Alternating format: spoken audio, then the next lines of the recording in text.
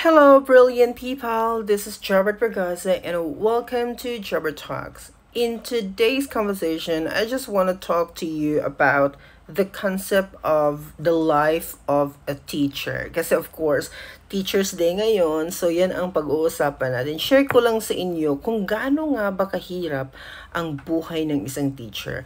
But before that one, gusto kong i-share sa inyo yung araw ko ngayon kasi nagkaroon ako ng mga kati-kati sa katawan, mga my dear. Gawa nung may nakain akong something na hindi maganda. Tapos medyo kumati yung skin ko.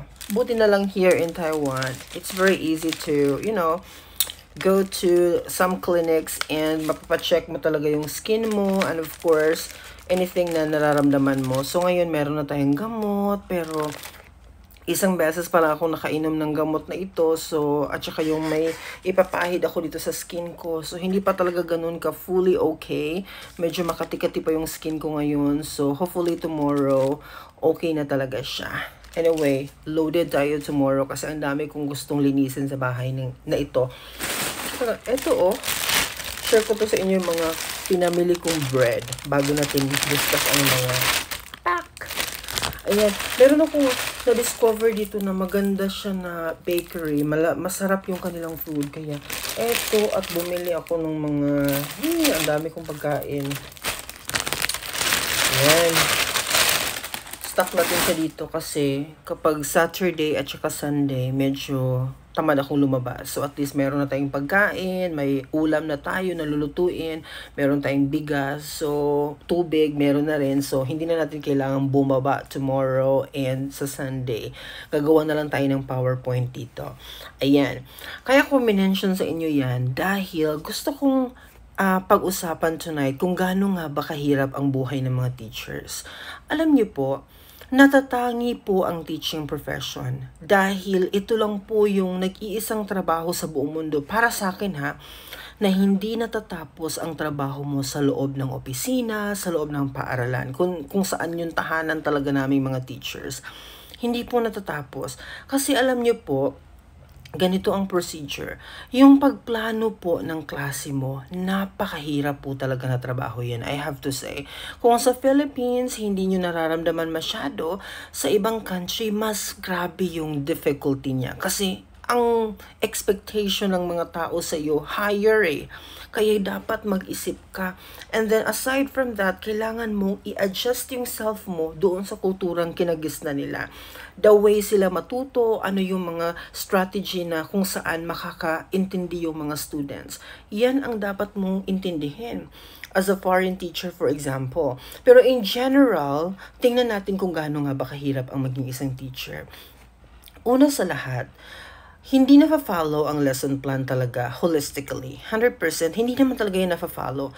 Pero yung pagbuo mo ng plano, grabe, ang hirap. Kasi yung libro, yung mga textbooks na yan, yung lahat ng resources na makikita natin sa internet, hindi kasi natin yan ma-apply sa lahat ng mga estudyante. Sa lahat ng mga section, sa crowd, sa environment na kung saan tayo. Nagve-vary kasi kung sino yung kaharap natin, 'di ba? So as a teacher, we also need to adjust kung paano natin siya dalhin sa ating klase, sa mga batang ito, sa kind of students na ito. Kaya napakahirap yung magplano at saka think about this one. For instance, si teacher, meron siyang 4 preparations sa isang linggo. Merong mga teachers na 5 or 6 or 7 ang preparations nila sa isang linggo. Imagine that one. Tapos different levels of learners. May grade 1 to 6 for example. Grade 7 to 12 for example. Ang hirap nun mga dear. 'Di ba? Isipin mo, una pa lang yan ang pagbuo ng lesson. Ang pagbigay kulay doon sa lesson na yan. Na kung saan kailangan talaga pagnilay-nilayan ni teacher. Kaya nga ako dito, ang pagbuo talaga ng lesson plan ang pinakamahirap sa akin. Now, kapag nabuo mo na for example ang lesson plan, ipagpalagay natin meron ka ng lesson plan at saka meron ka ng PowerPoint presentation. Dito sa setup namin, kailangan talagang meron kaming PowerPoint presentation. Ang problem mo naman ngayon as a teacher, kung makukuha ba or makakakonect ba sila doon? Kasi hindi mo yan ma-determine kahit nandoon ka na sa plan mo, pero hindi mo pa rin sure na kung makaka-connect ba yung mga estudyante mo. Kaya along the way, sa unang paggamit mo ng lesson na yan, kailangan mo talagang i-adjust yung some parts doon na kailangan tanggalin, kailangan dagdagan, kailangan may hanapin ka pang iba para mas lalong maging comprehensive yung dating ng klase mo. Mabigat siya mga my dear.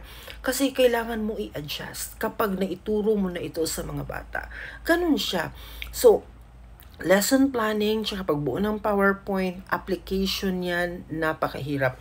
Now, doon tayo sa pinakamadugo talaga. Yung crowd na kung saan hinaharap natin everyday. Iba-iba yan eh. Imagine mo, different ang kanilang background. Saan sila nagmula? May pamilyang ganito, pagising, sigawan na agad. May pamilya din namang mabubuti, dasal muna bago ang lahat. Nagva-vary, 'di ba? Majority, for example, sa mga mahihirap, iba din ang kanilang uri ng pamumuhay. Iba din ang kanilang mga focus. For example, sa Philippine setting ito na kung saan hindi natin iniisip na matuto tayo, ang iniisip lang natin for compliance, na makagraduate. Kaya wala tayo doon sa punto na I have to submit the requirements, I have to follow the teacher. Wala ako doon sa idea na yon. Kaya iba yung focus niya. So, out of, for example, palagay na lang natin meron siyang 50 students sa isang section. Because there's only one teacher sa Philippine setting ito. Kasi sa Taiwan, 2 kami. Tapos 30 lang yung aming estudyante. Majority na yan. Pinaka-maximum na yan. Pero wala pa akong 30 so far. Pinaka-marami, 28. Ganun lang. So isipin mo, for example, Philippine setting, isang teacher, merong 50 na students. Iba't iba ang kanilang background lahat. Kaya mo? Kasi ang dami nagsasabi, ang dali-dali lang ng buhay ng mga teachers. My goodness, maging teacher muna kayo bago nyo sabihin yan. Hindi po talaga madali ang buhay ng mga teachers. Kasi hinaharap po namin yung iba't ibang background ng tao. Hindi namin alam kung ano yung pinanggalingan ng mga taong ito. 'Di ba? Kaya super hirap talaga.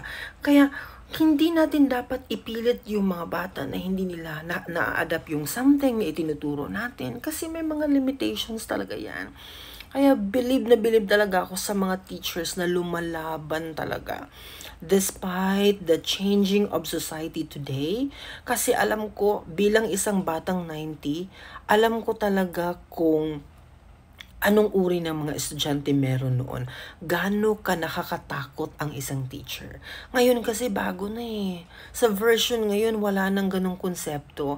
Parang ang teacher is teacher na lang. Hindi na sila ganun ka-powerful. Hindi na sila ganun lakas yung authority nila inside the class. Parang ganun yung nakikita ko.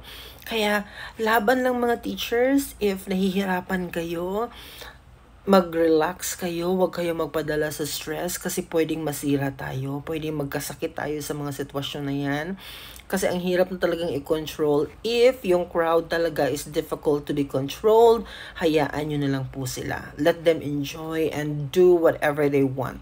Kasi ang hirap na talagang ituwid yung mga sitwasyon ngayon sa ating kabataan. Ang hirap na.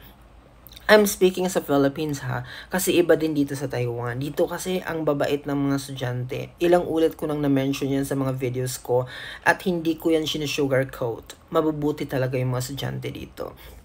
Hindi ako nahihirapan na patigilan sila sa pagsasalita. Isang ganito ko lang, nananahimik na sila. Although hindi lahat, pero majority of them, iba yung konsepto ng teachers here in Taiwan. Kahit papaano, mahalaga pa rin kami dito at saka importante kami.